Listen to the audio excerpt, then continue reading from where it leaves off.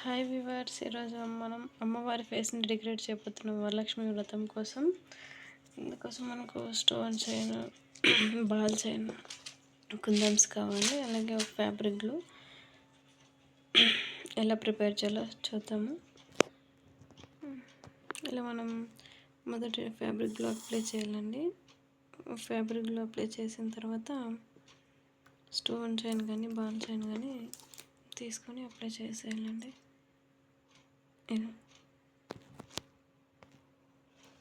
Stone chain apply చేసిన తర్వాత లైట్గా గ్లూ తీసుకోవాలండి, అది ఎక్కువ పడిపోతుంది.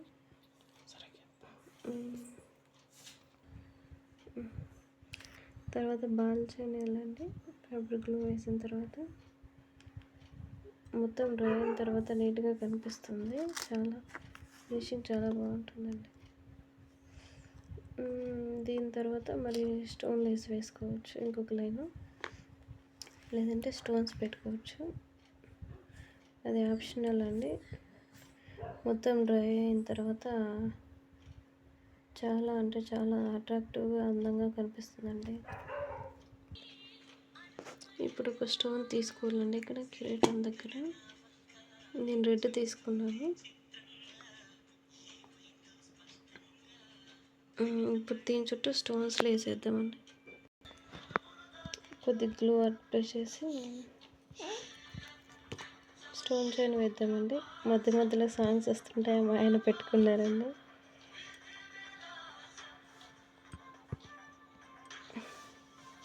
మరి దీని చుట్టూ బాల్ చైన్, తర్వాత స్టోన్ చైన్, అట్లా 2-3 రౌండ్స్ వేసేస్తామండి.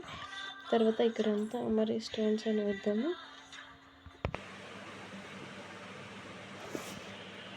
ఇలా స్టోన్ చైన్ బాల్ చైన్ ఆల్టర్నేటివ్గా వేసుకున్నానండి.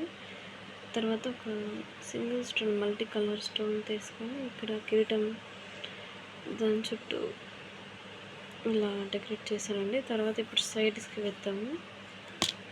తర్వాత ఇదంతా మొత్తం ఇక్కడి నుంచి ఇక్కడి వరకు స్టోన్స్ అయితే ఫిల్అప్ చేసేస్తామండి.